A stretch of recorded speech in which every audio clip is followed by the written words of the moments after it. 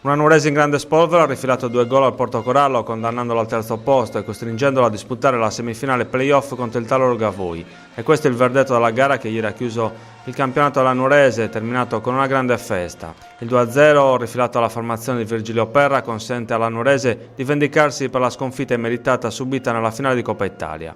I verdi-azzurri hanno dominato la gara e se qualcuno avesse avuto dei dubbi su quale squadra fosse la migliore del torneo, ieri assistendo alla sfida al Frogheri si è tolto tutti i dubbi.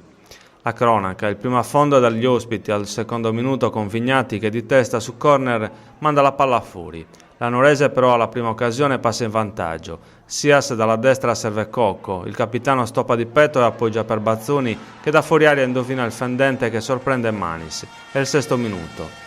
I verdi-azzurri sono in giornata di grazia e non lasciano spazio ai gialloneri. Dopo una fase di dominio territoriale, al 22esimo, la Nuorese va alla conclusione su punizione con Frongia, ma Manis fa buona guardia. Il Portocorallo prova a scuotersi, ma i padroni di casa non concedono nulla. Alla mezz'ora la Nuorese sfiora il 2-0 con Sias. L'attaccante, imbeccato da Cocco, si presenta solo davanti a Manis che si oppone alla disperata. Al 33esimo Nuvoli lancia Azzori in profondità che però viene anticipato da De Lipperi.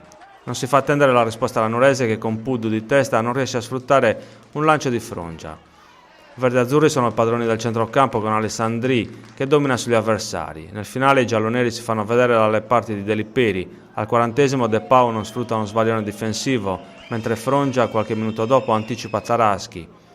Nella ripresa la musica non cambia e la Nuorese a fare la gara. Al quinto Sias sfiora il 2-0 di sinistro su cross di Bazzoni. 14esimo Manis esce alla disperata su Bazzoni, un minuto dopo arriva il meritato 2-0, Namani di testa su corner di Sias segna da pochi passi.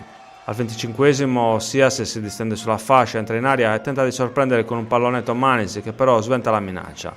Nel finale c'è il tempo per la standing ovation per Cocco alla 100esima presenza in verde azzurro e per le occasioni di Falchi e Bazzoni, ma il risultato rimane inchiodato sul 2-0.